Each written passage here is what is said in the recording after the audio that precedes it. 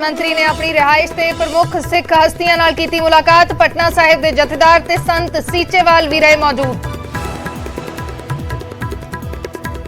ਕੁਮਾਰ ਵਿਸ਼ਵਾਸ ਦੇ ਬਿਆਨ ਨੇ ਭਖਾਈ ਸਿਆਸਤ। ਬੀਜੇਪੀ ਨੇ ਕੇਜਰੀਵਾਲ ਤੇ ਕੀਤਾ ਹਮਲਾ। ਅਨੁਰਾਗ ਠਾਕੁਰ ਬੋਲੇ, ਇਹ ਲੋਕ ਪਹਿਨਣਾ ਚਾਹੁੰਦੇ ਖਾਲਿਸਤਾਨ ਦਾ ਤਾਜ।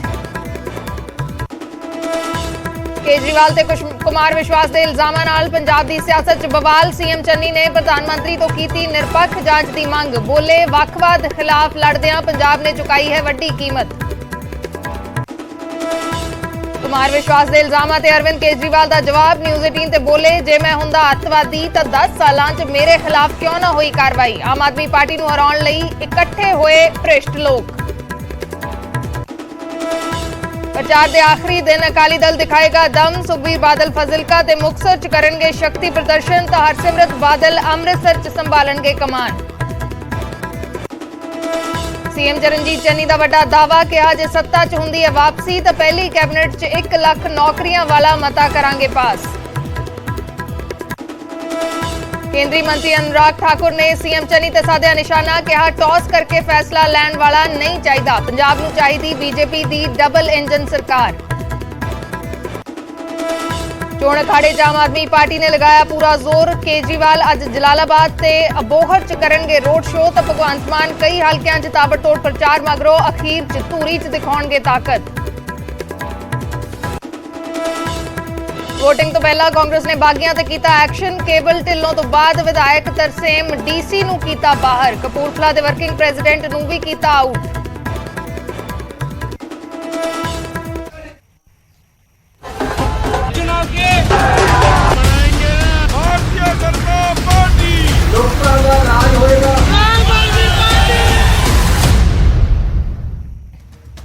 सत श्री अकाल, मैं अर्शदीप संधू। न्यूज़ 18 पंजाब हरियाणा हिमाचल देख रहे दर्शकों का स्वागत है। पंजाब च चोणां दा माहौल है। चोणां दे प्रचार दा अज आखिरी दिन है। अज 6 बजे तक प्रचार हो सकता है ते वड्डियां हस्तियां प्रचार कर रही ने। ते इस विचाले प्रधानमंत्री नरेंद्र मोदी ने सिख आगुआं दे नाल मुलाकात की है। प्रधानमंत्री दी रिहाइश ते यह मुलाकात हुई है। कालका सीचेवाल दे समेत कई आगू इस मुलाकात दे विच मौजूद रहे ने। पीएम मोदी दी वड्डे सिख आगुआं दे नाल मुलाकात हुई है ते कई सियासी मायने इस मुलाकात दे कड्ढे जाणगे। पिछले दिनां दे विच जे गल करिए, पिछले दिनां दे विच डेरा ब्यास दे मुखी गुरिंदर सिंह ढिल्लों ने भी प्रधानमंत्री दे नाल मुलाकात कीती सी। उस तो बाद अमित शाह ने भी गुरिंदर सिंह ढिल्लों दे नाल मुलाकात कीती सी। तां इस मुलाकात दे मायने की कड्ढे जाण, क्योंकि चोणां तो ऐन पहला 2 दिनों बाद वोटिंग है तो उस तो पहला यह मुलाकात हुंदी है। कई वड्डे सिख आगू प्रधानमंत्री नूं मिले ने।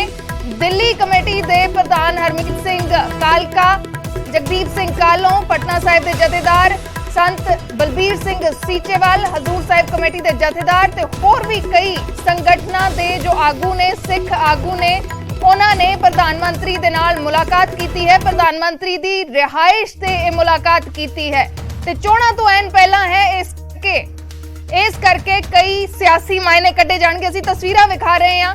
प्रधानमंत्री दी रिहाइश ते मुलाकात हुई है। वक्खो वखरे जो सिख आगू ने, वड्डे सिख आगू ने, उन्हां दे नाल मुलाकात हुई है। ये मुलाकात दीयां तस्वीरां ने, मुलाकात वेले दीयां की कुछ चर्चा हुई है वह भी जानने की कोशिश करांगे। सारे आप देख रहे हो पिछले कुछ दिनों से मोदी जी, राहुल गांधी, प्रियंका गांधी, कैप्टन अमरिंदर, चन्नी साहब, ये जितने नेता हैं, सुखबीर बादल, ये सारे इकट्ठे होके आम आदमी पार्टी को हराने में लग गए हैं। बिकॉज ये नहीं चाहते कि आम आदमी पार्टी किसी भी तरह से जीते। ये नहीं चाहते कि भगवंत मान किसी भी तरह से सीएम बने। ये भगवंत मान ईमानदार आदमी है, कट्टर ईमानदार आदमी है। ये भगवंत मान को सीएम बनने से रोकना चाहते हैं। ये सारे मिलके पिछले कुछ दिनों से आप देख रहे होगे एक ही किस्म की भाषा बोलते हैं। केवल हमें गालियां दे रहे हैं ये सारे मिलके, केवल मेरे को, भगवंत मान को और आम आदमी पार्टी को गालियां दे रहे हैं हमें। और ऐसे लगता है जैसे सारे रात को बैठ के बातचीत करते हैं आपस में, वीडियो कॉन्फ्रेंस से या कॉन कॉल से, और अगले दिन सारी पार्टियां, सारे नेता एक ही भाषा में हमको गालियां देते हैं, एक ही जैसी भाषा बोलते हैं। तो हमारा कसूर क्या है? ये सारे के ऐसा आप देखेंगे, सुखबीर बादल चन्नी जी के खिलाफ नहीं बोलता, चन्नी जी सुखबीर बादल के खिलाफ नहीं बोलते, बीजेपी वाले बाकियों के खिलाफ नहीं, ये सारे केवल और केवल हमें गालियां दे रहे हैं, सारे मिलके एक ही भाषा में। हमारा क्या कसूर है? हमने क्या कर दिया? हम यही तो कह रहे हैं ना कि हमने दिल्ली में स्कूल अच्छे किए, यहां पे एक मौका दो, हम पंजाब के भी स्कूल अच्छे करेंगे। हम यही तो कह रहे हैं कि हमने दिल्ली में अस्पताल अच्छे कर दिए, मोहल्ला क्लिनिक बनाए, पंजाब में मौका दो, हम यहां भी अस्पताल अच्छे बनाएंगे, सबको फ्री इलाज देंगे, फ्री दवाई देंगे, फ्री टेस्ट करेंगे, फ्री ऑपरेशन करेंगे, सबका मोहल्ला क्लिनिक, पिंड क्लिनिक बनाएंगे। हम यही तो कह रहे हैं कि हमने दिल्ली में 24 घंटे बिजली कर दी, यहां एक मौका दो, यहां भी पावर कट बंद कर देंगे, बिजली 24 घंटे देंगे। जैसे दिल्ली में बिजली फ्री कर दी, यहां भी लोगों की बिजली फ्री करेंगे। जैसे दिल्ली हम यहां पे बच्चों को रोजगार देंगे, दिल्ली में 10 लाख बच्चों को हमने रोजगार दिया। यहां पे नशा खत्म करेंगे, नशा बंद करेंगे, ईमानदार सरकार लेके आएंगे, भ्रष्टाचार खत्म करेंगे जैसे दिल्ली में किया। यही तो कह रहे हैं हम लोग। ये लोग नहीं चाहते कि पंजाब में ये सब हो। पूरा का पूरा सिस्टम हमारे खिलाफ खड़ा हो गया है, मेरे भगवंत मान के और आम आदमी पार्टी के। तो मैं पंजाब के लोगों से अपील करना चाहता हूं कि अगर ये सारे भ्रष्टाचारी इकट्ठे हो सकते हैं तो क्या पंजाब के 3 करोड़ पंजाबी इकट्ठे नहीं हो सकते? इस बार साढ़े तीन करोड़ पंजाबी इकट्ठे हो जाओ और इस बार इस पूरे सिस्टम को हराना है। इन पूरी सारी पार्टियों को, ये पूरा जो सिस्टम है, आम अकाली दल का, कांग्रेस का, बीजेपी का, ये पूरा का पूरा सिस्टम इस बार अपने को हराना है। चाहे आप किसी भी पार्टी के हो, इस बार पंजाब के लिए वोट डालो, सारे इकट्ठे हो जाओ। 3 करोड़ पंजाबी मिलके इस बार ईमानदार सिस्टम लेके आएंगे, आम आदमी पार्टी लेके आएंगे और भगवंत मान को सीएम बनाना है।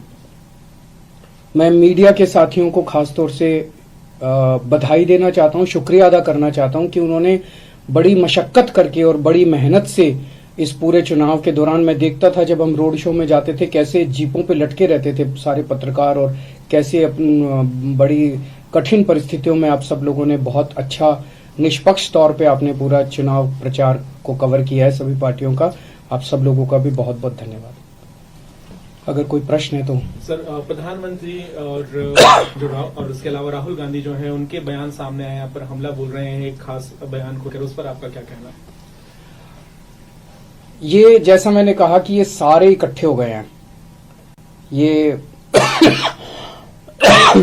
मोदी जी, प्रियंका गांधी, राहुल गांधी, चन्नी साहब, सुखबीर बादल, कैप्टन अमरिंदर, सिद्धू, ये सारे इकट्ठे हो गए हैं। और सारे ये क्या कह रहे हैं? पिछले कुछ दिनों से मैं देख रहा हूं ये क्या आरोप लगा रहे हैं। ये कह रहे हैं कि पिछले 10 साल से केजरीवाल देश के 2 टुकड़े करने का एक प्लान बना रहा है, षड्यंत्र बना रहा है कि देश के 2 टुकड़े करेंगे और उसमें से एक टुकड़े का प्रधानमंत्री मैं बन जाऊंगा। मतलब ये तो कॉमेडी है, ये तो हंसने वाली बात है। ये हो सकता है क्या? 10 साल से केजरीवाल एक प्लान बना रहा है कि देश के 2 टुकड़े करूंगा और मैं उसमें से एक का प्रधानमंत्री बन जाऊंगा। तो मैं पूछना चाहता हूं ये तो इसका मतलब मैं बहुत बड़ा आतंकवादी हो गया। तो ये इनकी सारी सिक्योरिटी एजेंसीज क्या कर रही थी? पिछले 10 साल में 3 साल तो कांग्रेस की सरकार थी, कांग्रेस वालों ने क्या किया? सो रहे थे वो लोग।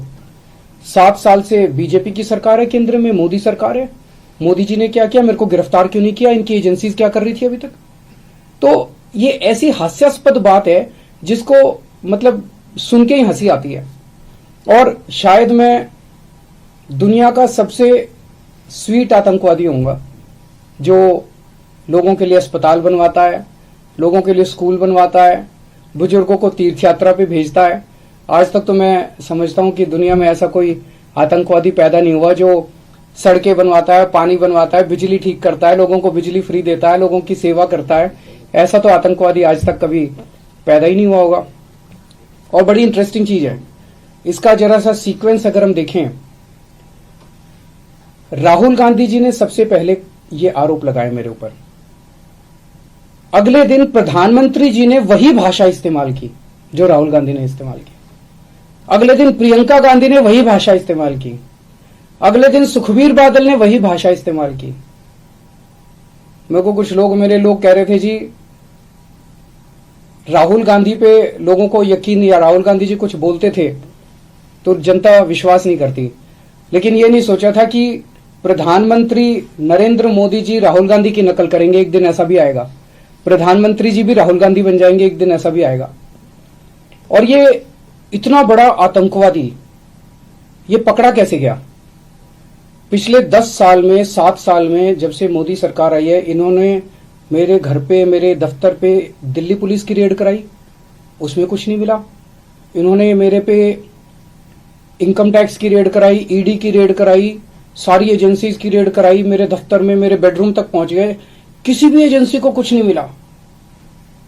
फिर एक दिन एक कवि ने खड़े होकर एक कविता सुनाई और उस कविता में उसने कहा कि 7 साल पहले केजरीवाल ने मेरे को कहा था कि देश के 2 टुकड़े करेंगे, एक टुकड़े का पीएम तू बन जाइए और एक टुकड़े का पीएम मैं बन जाऊंगा। और उसके बाद राहुल गांधी ने ये बात कही, प्रधानमंत्री जी ने राहुल गांधी की स्पीच देखी, तब प्रधानमंत्री जी को समझ में आया कि इतना बड़ा आतंकवादी इस देश के अंदर पनप रहा है। ये तो शुक्र हो उस कवि का जो उसने इतना बड़ा आतंकवादी पकड़ लिया, नहीं तो इनकी सारी एजेंसीज नहीं पकड़ पाई थी। मतलब ये चल क्या रहा है? ये नौटंकी बना दी है इन लोगों ने। देश की सबसे बड़ी 2 पार्टियां, नेशनल पार्टियां, उनके टॉप के नेता मिलके देश की सुरक्षा का मजाक उड़ा रहे हैं। इस तरह से देश की सुरक्षा के ऊपर को डील किया जाता है। मैं समझता हूं कि आतंकवादी 2 किस्म के होते हैं। एक वो आतंकवादी होते हैं जो जनता में खौफ फैलाते हैं, और एक वो आतंकवादी होते हैं जो भ्रष्टाचारियों में खौफ फैलाते हैं। आज ये सारे भ्रष्टाचारी इकट्ठे हो गए हैं, सारे चोर लुटेरे ये सारे इकट्ठे हो गए हैं, और ये मिलके इनको मेरे से डर लग रहा है। एक तरह से इन लोगों के लिए मैं आतंकवादी हूं। जनता के लिए तो मैं स्कूल बनवाता हूं, जनता के लिए अस्पताल बनवाता हूं, लेकिन इन लोगों के लिए मैं आतंकवादी हूं। इन लोगों को रात को नींद नहीं आती, सोते हैं तो इनके सपने में आता हूं मैं। 100 साल पहले भगत सिंह पैदा हुए थे। भगत सिंह को अंग्रेजों ने आतंकवादी बोला था। मैं भगत सिंह को बहुत मानता हूं, मैं अपने आप को भगत सिंह का चेला मानता हूं। देश जानता है कि भगत सिंह जैसा कट्टर देशभक्त कोई नहीं था। 100 साल पहले भगत सिंह को अंग्रेजों ने आतंकवादी बोला था, और 100 साल के बाद अब इतिहास अपने आप को दोहरा रहा है कि भगत सिंह के चेले को आज ये सारे भ्रष्टाचारी मिलके आतंकवादी साबित करना चाह रहे हैं। लेकिन देश की जनता देख रही है कि असलियत क्या है। मुझे पता चला है कि कल शाम को केंद्र सरकार ने चन्नी साहब को फोन करके एक चिट्ठी लिखवाई है कि इसकी तहकीकात की जाए। तो अगले 1-2 दिन में मुझे खबर मिली है, एक ऑफिसर का फोन आया था कि अगले 1-2 दिन में एक NIA में एक FIR दर्ज की जाएगी मेरे खिलाफ। सबका उन सारी FIR का स्वागत है, लेकिन ऐसे इस तरह से अगर देश की सुरक्षा को केंद्र सरकार डील करेगी तो देश की सुरक्षा को लेके काफी चिंता होती है। सर, जिस तरह के आरोप इस बार लग रहे हैं वैसे ही पिछली बार भी लगे थे, और एंटी पंजाबी तक आपको बोल देते हैं। चन्नी साहब बार बार कह रहे हैं कि भैया क्या कर लेंगे, यहाँ कैसे चला लेंगे सरकार, इस तरह के बयान आते हैं। इन्होंने कोई काम नहीं किया पिछले 5 साल में, तो अब केवल और केवल गाली गलौज की राजनीति, केवल और केवल आरोप प्रत्यारोप की राजनीति कर रहे हैं ये लोग। हम अपने काम गिना रहे हैं, हम पंजाब का विजन बता रहे हैं, और ये लोग केवल आरोप प्रत्यारोप करते जा रहे हैं। सर, जैसे आतंकवादी बताया जा रहा है, ठीक इस तरह से ये बताया था कि आप RSS के एजेंट भी हैं, तो इसे किस तरह से देखते हैं कि एक तरफ अगर ये हो सकते हैं आप, तो फिर वो कैसे हो सकते हैं, इसे कैसे देखते हैं? कांग्रेस का एजेंट भी आपको कहा जा रहा है, दोनों तरफ से कहा जा रहा है। हाँ, तो एक तरफ कह रहे हैं कि मैं आतंकवादी हूँ, और दूसरी तरफ कह रहा है कि RSS का एजेंट हूँ, तो फिर तो सारी RSS भी आतंकवादी है। एक तरफ कह रहे हैं मैं कांग्रेस का एजेंट हूँ, तो फिर तो सारी कांग्रेस भी आतंकवादी है। एक तरफ कह रहे हैं मैं बीजेपी का एजेंट हूँ, तो कह रहे फिर तो सारी बीजेपी भी आतंकवादी है। मतलब मेरे को, लेकिन इस बात की, ये आरोप प्रत्यारोप तो चलते रहेंगे। मेरे को चिंता इस बात की है कि इन्होंने देश की सुरक्षा को कॉमेडी बना के रख दिया है। 7 साल से 10 साल से कह रहे हैं कि दिल्ली का मुख्यमंत्री आतंकवादी है, दिल्ली का मुख्यमंत्री देश के टुकड़े करने की प्लानिंग कर रहा था, और किसी एजेंसी को पता नहीं चला। उन्होंने सारी एजेंसीज ने मेरे घर पे रेड मार ली, मेरे दफ्तर पे रेड मार ली, उनको कुछ नहीं पता चला। एक दिन एक कवि ने उठ के एक कविता सुनाई और तब देश के प्रधानमंत्री को अचानक समझ में आया, अरे बाप रे, इतना बड़ा आतंकवादी देश के मेरी शहर में रह रहा था, मेरे को पता ही नहीं चला। जो भला उस कवि का जो उसने कविता लिख दी, वो कविता नहीं लिखता तो फिर तो किसी को पता ही नहीं चलता इस देश में। Thank you. Thank you.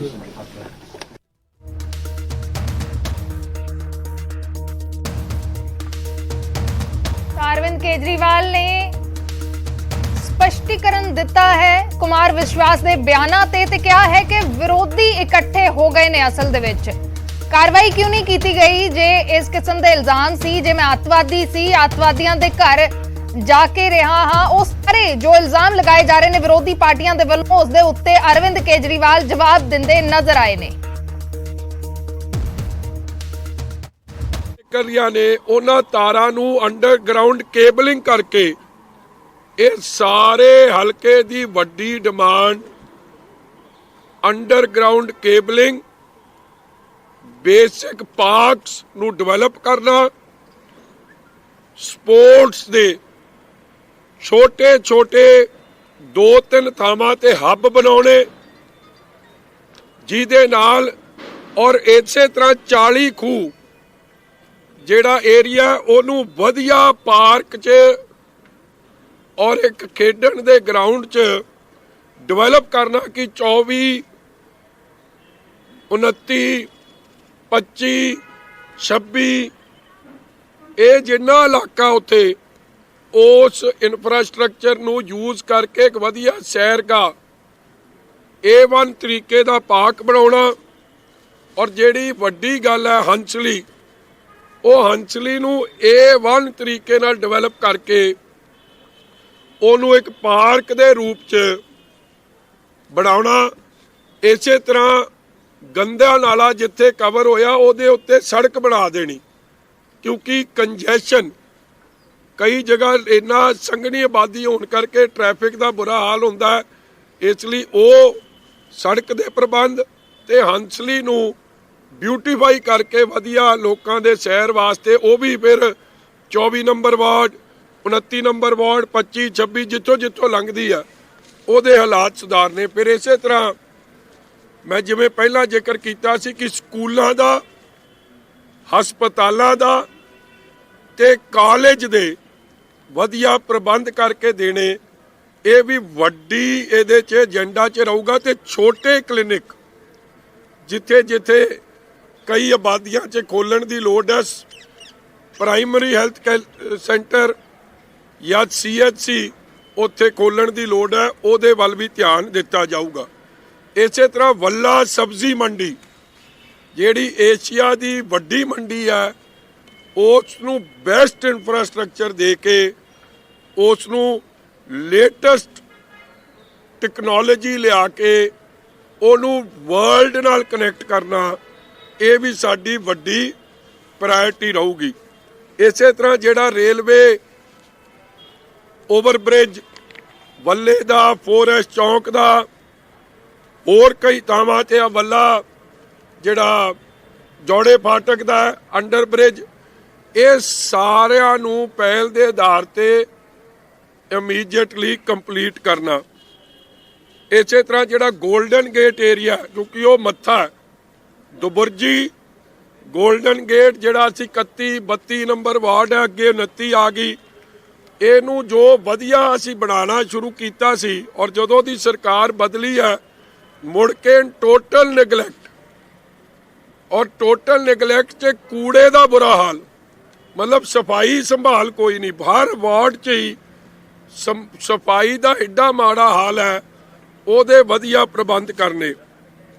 ਇਸੇ ਤਰ੍ਹਾਂ ਲਾਈਟਾਂ ਦੀ ਮੈਂ ਅੱਗੇ ਗੱਲ ਕੀਤੀ ਹੈ, ਔਰ ਸ਼ਵਾਲਾ ਭਾਈ ਮੰਦਿਰ ਦੇ ਨੇੜੇ ਉਹਨੂੰ ਹੋਰ ਬਿਊਟੀਫਾਈ ਕਰਕੇ ਉਹਨਾਂ ਇਲਾਕਿਆਂ ਨੂੰ ਹੋਰ ਇਨਫਰਾਸਟ੍ਰਕਚਰ ਨਾਲ ਮਜ਼ਬੂਤ ਕਰਕੇ ਇੱਕ ਵਧੀਆ, ਜਿਵੇਂ ਲੋਕ ਆਉਂਦੇ ਆ ਸ੍ਰੀ ਦਰਬਾਰ ਸਾਹਿਬ, ਫਿਰ ਜਾਂਦੇ ਆ ਜਲਿਆਂਵਾਲਾ ਬਾਗ, ਦੁਰਗਿਆਨਾ ਮੰਦਿਰ, ਵਾਰ ਮੈਮੋਰੀਅਲ, ਭਗਵਾਨ ਵਾਲਮੀਕ ਜੀ ਦਾ ਤੀਰਥ, ਉਸੇ ਤਰ੍ਹਾਂ ਇਸ ਨੂੰ ਵੀ ਸ਼ਵਾਲਾ ਮੰਦਿਰ ਨੂੰ ਵੀ ਉਸ ਸਰਕਿਟ ਨਾਲ ਜੋੜ ਕੇ ਉਹਨੂੰ ਇੱਕ ਟੂਰਿਜ਼ਮ ਪੱਖੋਂ ਵੀ, ਰਿਲੀਜੀਅਸ ਜਿਹੜੇ ਲੋਕ ਹੈ ਕਿ ਉਹ ਇਸ ਪਵਿੱਤਰ ਧਰਤੀ ਤੇ ਵੀ ਨਤਮਸਤਕ ਹੋ ਕੇ ਜਾਣ ਤੇ ਉਹਦੀ ਗੁੱਡ ਕਨੈਕਟੀਵਿਟੀ ਇੱਕ ਉਹ ਸਰਕਲ ਬਣਾਉਣਾ ਵੀ ਬੜਾ ਜ਼ਰੂਰੀ ਹੈ।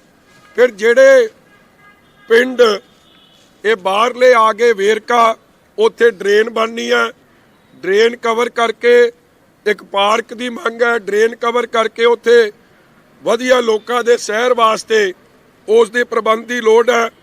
ਇਸੇ ਤਰ੍ਹਾਂ ਵੱਲੇ ਗੁਰੂ ਤੇਗ ਬਹਾਦਰ ਸਾਹਿਬ ਦੀ ਚਰਨ ਛੋਹ ਪ੍ਰਾਪਤ ਧਰਤੀ, ਉਸ ਨਗਰ ਨੂੰ ਵੀ ਇੱਕ, ਕਿਉਂਕਿ ਇਤਿਹਾਸਿਕ ਪਿੰਡ ਹੈ, ਉਸ ਨਗਰ ਦੀ ਵੀ ਇਹ ਵੰਡ ਡਿਵੈਲਪਮੈਂਟ ਕਰਾ ਕੇ ਤੇ ਜੇ ਪੰਚਾਇਤ ਸਾਨੂੰ ਜ਼ਮੀਨ ਦਊਗੀ ਤੇ ਉੱਥੇ ਵੀ ਇੱਕ ਪਾਰਕ ਜਿਹਦੇ 'ਚ ਬੱਚਿਆਂ ਦੀ ਖੇਡਣ ਵਾਸਤੇ, ਬਜ਼ੁਰਗਾਂ ਦੀ ਸੈਰ ਵਾਸਤੇ ਉਹ ਵੀ ਕੀਤਾ ਜਾਊਗਾ। ਮੂਦਲ ਪਿੰਡ ਜਿਹਨੂੰ ਕਈ ਵਾਰੀ ਵੱਡੇ ਵੱਡੇ ਲੀਡਰਾਂ ਨੇ ਗੋਦ ਲਿਆ, ਮਗਰ ਉਹ ਨਾਥ ਦਾ ਨਾਥ ਹੀ ਰਿਹਾ, ਉਹਦਾ ਵਾਲੀ ਵਾਰਿਸ ਕੋਈ ਨਹੀਂ। ਅੱਜ ਇੰਨੇ ਬੁਰੇ ਹਾਲ ਨੇ, ਉਸ ਪਿੰਡ ਨੂੰ ਵੀ ਅਸੀਂ ਡਿਵੈਲਪ ਕਰਕੇ ਫਿਰ ਉੱਥੇ ਜੇ ਜ਼ਮੀਨ ਮਿਲਦੀ ਆ ਉੱਥੇ ਵੀ ਇੱਕ ਵੱਖਰਾ ਪਾਰਕ ਬੱਚਿਆਂ ਦੇ ਖੇਡਣ ਲਈ ਤੇ ਬਜ਼ੁਰਗਾਂ ਦੇ ਸੈਰ ਵਾਸਤੇ ਜੋ ਅਸੀਂ ਮਜੀਠੇ ਦੇ ਆਲੇ ਦੁਆਲੇ ਬਣਾਏ ਆ ਉਹਨੂੰ ਬਣਾਵਾਂਗੇ। ਔਰ ਇਹੀ ਡਿਵੈਲਪਮੈਂਟ ਮਕਬੂਲਪੁਰ ਇਲਾਕਾ, ਰਸੂਲਪੁਰ, ਕਲਰਾ, ਧੁੰਗ ਪਾਈ, ਇਹ ਸਾਰੇ ਇਲਾਕੇ ਦੀ ਡਿਵੈਲਪਮੈਂਟ ਕਰਨੀ। ਔਰ ਮੈਂ ਫੇਰ ਦੱਸ ਦਿਆਂ ਕਿ ਜਿਹੜਾ ਇਹ ਫੋਰੈਸਟ ਚੌਂਕ ਹੈ ਤੇ ਹੋਰ ਇਲਾਕੇ ਨੇ, ਉੱਥੇ ਜਿੱਥੇ ਜਿੱਥੇ ਵੀ ਸਾਨੂੰ ਕੋਈ ਪੁਰਾਣਾ, ਜਿਵੇਂ ਕੋਈ ਵਾਟਰ ਵਰਕਸ ਡਿਪਾਰਟਮੈਂਟ ਦਾ ਜਾਂ ਹੋਰ ਕੋਈ ਸਰਕਾਰੀ ਡਿਪਾਰਟਮੈਂਟ ਦੀ ਲੈਂਡ ਹੈ ਜਿਹੜੀ ਅਨਯੂਜ਼ਡ ਜਾ ਰਹੀ ਹੈ, ਉਹਨੂੰ ਛੋਟੇ ਹਸਪਤਾਲ 'ਚ ਜਾਂ ਪਾਰਕ 'ਚ ਤਬਦੀਲ ਕਰਕੇ ਇੱਕ ਵਧੀਆ ਇਨਫਰਾਸਟ੍ਰਕਚਰ ਨਾਲ, ਜਿੱਥੇ ਸੰਘਣੀ ਆਬਾਦੀ ਹੈ ਉੱਥੇ ਉਹਨਾਂ ਨੂੰ ਬੇਸਿਕ ਗੁੱਡ ਇਨਫਰਾਸਟ੍ਰਕਚਰ ਦੇਣਾ ਸਾਡੀ ਜ਼ਿੰਮੇਵਾਰੀ ਹੋਗੀ। ਨਾਲ ਦੀ ਨਾਲ ਹੀ ਜਦੋਂ ਸਰਕਾਰ ਬਣਦੀ ਹੈ, ਕੈਂਪ ਲਾ ਕੇ ਜਿੰਨਿਆਂ ਦੇ ਵੀ ਰਾਸ਼ਨ ਕਾਰਡ ਕੱਟੇ ਗਏ ਆ ਉਹ ਰਾਸ਼ਨ ਕਾਰਡ ਬਣਵਾਉਣੇ, ਪੈਨਸ਼ਨ ਕੱਟੀਆਂ ਗਈਆਂ ਅੰਗਹੀਣਾਂ ਦੀ, ਵਿਧਵਾ ਭੈਣਾਂ ਦੀਆਂ, ਬਜ਼ੁਰਗਾਂ ਦੀ ਉਹ ਪੈਨਸ਼ਨ ਬਹਾਲ ਕਰਾਉਣੀ। ਇਸੇ ਤਰ੍ਹਾਂ ਪੈਨਸ਼ਨ 3100 ਰੁਪਈਆ ਕਰਨੀ। ਸ਼ਗਨ ਸਕੀਮ ਦੇ ਚੈੱਕ ਜਿਹੜਾ 51,000 ਆਇਆ ਨਹੀਂ, ਉਹ ਸ਼ਗਨ ਸਕੀਮ ਹੁਣ 75,000 ਕੀਤੀ ਗਈ ਆ ਬਾਲ ਸਾਹਿਬ ਵੱਲੋਂ। ਉਹ ਸਾਡੀ ਧੀਆਂ ਭੈਣਾਂ ਦੇ ਵਿਆਹ ਤੇ ਉਹਨੂੰ ਵਿਆਹ ਤੋਂ ਦਿਨ ਜਾਂ ਵਿਆਹ ਤੋਂ 1 ਮਹੀਨਾ ਹਫ਼ਤਾ ਪਹਿਲਾਂ ਉਹਨਾਂ ਨੂੰ ਜਾਂ ਹਫ਼ਤੇ ਦੇ ਅੰਦਰ ਅੰਦਰ ਵਿਆਹ ਦੇ ਉਹਨਾਂ ਨੂੰ ਉਹ ਚੈੱਕ ਮੁਹੱਈਆ ਕਰਾਉਣੇ ਸਾਡੀ ਇਹ ਵੀ ਜ਼ਿੰਮੇਵਾਰੀ ਹੋਊਗੀ। ਇਸੇ ਤਰ੍ਹਾਂ ਐਜੂਕੇਸ਼ਨ ਦੇ ਵਾਸਤੇ ਜੋ 10 ਲੱਖ ਤੱਕ ਦਾ ਲੋਨ ਵਿਆਜ ਫ੍ਰੀ, ਬੱਚਾ ਡਾਕਟਰ ਬਣ ਸਕੇ, ਇੰਜੀਨੀਅਰ ਬਣ ਸਕੇ, ਆਈਲੈਟਸ ਕਰ ਸਕੇ, ਉਹਨਾਂ ਨੂੰ 10 ਲੱਖ ਇੰਟਰਸਟ ਫ੍ਰੀ ਲੋਨ, ਜਿਹੜਾ ਬੈਂਕ ਵੀ ਨਹੀਂ ਦਿੰਦਾ, ਇੰਟਰਸਟ ਫ੍ਰੀ ਲੋਨ ਮਿਲੂਗਾ। ਬੱਚਾ ਜਦ ਪੜ੍ਹ ਲਿਖ ਜਾਊ, ਨੌਕਰੀ ਮਿਲ ਜੂ, ਆਪ ਦੇ 15 ਸਾਲਾਂ 'ਚ ਛੋਟੀ ਕਿਸ਼ਤਾਂ 'ਚ ਉਹ ਪੈਸੇ ਮੋੜੂਗਾ। ਐਟਲੀਸਟ ਮਾਪਿਆਂ ਤੇ ਕੋਈ ਬੋਝ ਨਹੀਂ ਪਾਊਗਾ ਔਰ ਵਧੀਆ ਤਾਲੀਮ, ਡਿਗਰੀ ਹਾਸਲ ਕਰ ਸਕਦਾ। ਸਰਕਾਰੀ ਸਕੂਲਾਂ 'ਚ 33% ਰਿਜ਼ਰਵੇਸ਼ਨ ਉਹਨਾਂ ਬੱਚਿਆਂ ਲਈ, ਲਾਇਕ ਬੱਚਿਆਂ ਲਈ ਹੋਊਗੀ ਜਿਹੜਾ ਵਧੀਆ ਕਾਲਜ, ਇੰਸਟੀਟਿਊਸ਼ਨ, ਪ੍ਰਾਈਵੇਟ ਯੂਨੀਵਰਸਿਟੀ 'ਚ ਉਹਨਾਂ ਲਈ 33% ਰਿਜ਼ਰਵੇਸ਼ਨ ਰੱਖੀ ਜਾਊਗੀ। ਕਿਉਂਕਿ ਆਮ ਤੌਰ ਤੇ ਵੇਖਿਆ ਜਾਂਦਾ ਕਿ ਪ੍ਰਾਈਵੇਟ ਸਕੂਲਾਂ ਦੇ ਬੱਚੇ ਨੰਬਰ ਵੱਧ ਲੈ ਜਾਂਦੇ ਆ ਔਰ ਸਰਕਾਰੀ ਸਕੂਲਾਂ ਦੇ ਬੱਚਿਆਂ ਨੂੰ ਉਹ ਓਪਰਚੁਨਿਟੀ ਨਹੀਂ ਮਿਲਦੀ। ਇਸ ਲਈ ਉਹਨਾਂ ਨੂੰ ਵੀ ਇਕੁਅਲ ਓਪਰਚੁਨਿਟੀ ਮਿਲੇ ਔਰ ਉਹਨਾਂ ਨੂੰ ਵੀ ਵਧੀਆ ਤਾਲੀਮ, ਕਾਲਜ, ਇੰਸਟੀਟਿਊਸ਼ਨ ਦੀ ਮਿਲੇ। 10 ਲੱਖ ਤੱਕ ਦਾ ਹੈਲਥ ਦਾ ਬੀਮਾ ਸਾਲਾਨਾ ਇਲਾਜ ਕਰਾਉਣ ਵਾਸਤੇ ਲੋਕਾਂ ਤੱਕ ਪਹੁੰਚਾਇਆ ਜਾਊਗਾ। ਔਰ ਵੱਡੀ ਗੱਲ, ਬਿਜਲੀ ਦੇ ਬਿੱਲ ਜਿਹੜਾ 10 ਰੁਪਏ ਯੂਨਿਟ ਹੈ ਉਹਨੂੰ ਘਟਾ ਕੇ ਵਾਪਸ 5 ਰੁਪਏ ਕੀਤੇ ਜਾਣਗੇ ਔਰ 400 ਯੂਨਿਟ, ਪਹਿਲਾਂ ਬਾਦਲ ਸਾਹਿਬ ਨੇ 200 ਯੂਨਿਟ ਮਾਫ ਕੀਤਾ ਸੀ, ਹੁਣ 400 ਯੂਨਿਟ ਹਰ ਵਰਗ ਲਈ, SC, BC, ਜਰਨਲ। ਇਸੇ ਤਰ੍ਹਾਂ ਇੰਸ਼ੋਰੈਂਸ ਹਰ ਵਰਗ ਲਈ, health insurance SC, BC, general. ਪੜ੍ਹਾਈ ਬੱਚਿਆਂ ਦੀ ਹਰ ਵਰਗ ਲਈ SC, BC, ਜਰਨਲ। ਇਸੇ ਤਰ੍ਹਾਂ ਜਿਹੜਾ 2000 ਰੁਪਈਆ ਸਾਡੀ ਧੀ ਭੈਣ ਮਹਿੰਗਾਈ ਨੂੰ ਮੁੱਖ ਰੱਖਦੇ ਆ ਉਹਨਾਂ ਦੇ ਘਰ ਦੇ ਖਰਚਾ ਚਲਾਉਣ ਵਾਸਤੇ ਹਰ ਵਰਗ ਲਈ SC, BC, ਜਰਨਲ ਹਰ ਮਹੀਨੇ ਆਇਆ ਕਰੂਗਾ 24,000 ਰੁਪਈਆ ਜਿਹੜੀ ਲੇਡੀ ਸਾਡੀ ਭੈਣ ਮਾਂ ਘਰ ਦਾ ਖਰਚ ਚਲਾ ਰਹੀ ਆ ਉਹਦੇ ਤੱਕ ਪਹੁੰਚਾਇਆ ਜਾਊਗਾ। ਇਹ ਆਰਥਿਕ ਪੱਖੋਂ ਕਮਜ਼ੋਰ ਜਿਨ੍ਹਾਂ ਨੇ ਵੀ ਉਸ ਕੈਟਾਗਰੀ 'ਚ ਆਉਂਦੇ ਆ ਜਾਤ ਪਾਤ ਤੋਂ ਉੱਤੇ ਉੱਠ ਕੇ ਇਹ ਸਹੂਲਤਾਂ ਦਿੱਤੀਆਂ ਜਾਣੀਆਂ ਨੇ। ਸੋ ਡਿਵੈਲਪਮੈਂਟ, ਸੁੱਖ ਸਹੂਲਤ, ਬੇਸਿਕ ਇਨਫਰਾਸਟ੍ਰਕਚਰ, ਫੋਕਲ ਪੁਆਇੰਟ ਜਿਹੜੀ ਵੱਡੀ ਗੱਲ ਹੈ ਇੰਡਸਟਰੀਅਲ ਫੋਕਲ ਪੁਆਇੰਟ, ਚਾਹੇ ਉਹ ਪੁਰਾਣਾ ਹੈ ਨਿਊ ਹੈ ਜਾਂ ਜਿੱਥੇ ਆਪਾਂ ਆ ਜਾਈਏ ਇੱਥੇ ਅੰਦਰ 100 ਫੁੱਟੀ ਰੋਡ ਦੇ ਆਲੇ ਦੁਆਲੇ ਜਿੱਥੇ ਇੰਡਸਟਰੀ ਲੱਗੀ ਹੈ ਉਹਨਾਂ ਨੂੰ ਸਹੀ ਬਿਜਲੀ ਦਾ ਪ੍ਰਬੰਧ, ਸਸਤੀ ਬਿਜਲੀ ਦਾ ਪ੍ਰਬੰਧ ਤੇ ਵਧੀਆ ਇਨਫਰਾਸਟ੍ਰਕਚਰ ਤੇ ਜੋ ਫੋਕਲ ਪੁਆਇੰਟ ਦੀ ਮੰਗ ਹੈ ESI ਹਸਪਤਾਲ ਜਿਹੜੀ ਲੇਬਰ ਦੀ ਵੱਡੀ ਮੰਗ ਹੈ ਉਹਦੇ ਲਈ ਜਗ੍ਹਾ ਵੀ ਅਵੇਲੇਬਲ ਹੈ, ਉਹਨੂੰ ਪ੍ਰਾਇੋਰਟੀ ਤੇ ਉੱਥੇ ਹਸਪਤਾਲ ਬਣਾ ਕੇ ਲੋਕਾਂ ਦੇ ਸਪੁਰਦ ਕੀਤਾ ਜਾਊਗਾ। ਸੋ ਇਹ ਕੁਝ ਡਿਵੈਲਪਮੈਂਟ ਵਾਲੀਆਂ ਗੱਲਾਂ, ਕੋਈ ਪੁਆਇੰਟ ਰਹਿ ਤਾਂ ਨਹੀਂ? ਹਾਂਜੀ ਇੱਕ ਜਿਹੜਾ ਜਾਜਗੜ੍ਹ ਹੈ ਜਿਹੜਾ ਟਰਾਂਸਪੋਰਟ ਨਗਰ ਹੈ ਉਹਨੂੰ ਸ਼ਹਿਰ ਦੇ ਅੰਦਰੋਂ ਸ਼ਿਫਟ ਕੀਤਾ ਜਾਊਗਾ। 16 ਏਕੜ ਤੇ ਹੈ, ਉਹਨੂੰ ਬਾਹਰ ਲਿਜਾਇਆ ਜਾਊਗਾ ਜਾਂ ਬਟਾਲਾ ਇਸ ਰੋਡ ਤੇ ਮਹਿਤਾ ਰੋਡ ਤੇ ਜਾਂ ਕਿਸੇ ਹੋਰ ਇੱਥੇ ਜਲੰਧਰ ਰੋਡ ਤੇ ਦੇਖ ਕੇ 50 ਏਕੜ 16 ਏਕੜ ਦੀ ਜਗ੍ਹਾ ਹੁਣ 50 ਏਕੜ ਦਿੱਤਾ ਜਾਊਗਾ ਔਰ ਉਹਨੂੰ ਵਧੀਆ ਡਿਵੈਲਪ ਜਿਹਦੇ 'ਚ ਪੈਟਰੋਲ ਪੰਪ ਵੀ ਹੋਊਗਾ,